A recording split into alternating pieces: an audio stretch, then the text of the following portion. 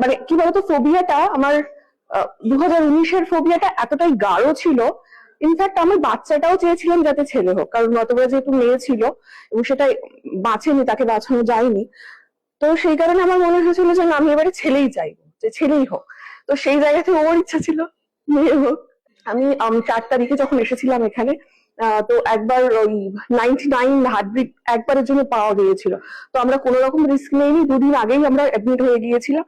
গিয়ে তারপরে সবই মোটামুটি নর্মালি হয়েছে, কিন্তু ওটি রুমে যাওয়ার আগে আমি বারবার নিজেকে স্ট্রং করছিলাম, ভাবছিলাম না this is the first time, আমার কোনো এক্সপিরিয়েন্স নেই, সব ভালো হবে, সব সব ঠিক হবে। এবং সব থেকে আমার যে শক্তি, সে হচ্ছে এই মানুষটা, মানে আমার পাশে স্ট্রংলি সবসময় ছিল, ও চিরুমেও ছিল। কারণ তার সেটা হচ্ছে, আমি যেহেতু আমার পাস্ট একটা হিস্ট্রি আছে, সে কারণে আমি চাইনি যে সেই সময় পুরনো যা কিছু ঘটেছে সেগুলো আবার পুনরাবৃত্তি হোক। এই নয় কি যে আমি প্রেগনেন্ট ছিলাম কি ছিলাম না, বিয়ে কখন হয়েছে, এটা আমার কাছে কোনো ম্যাটারই করে না। মাতৃত্ব আর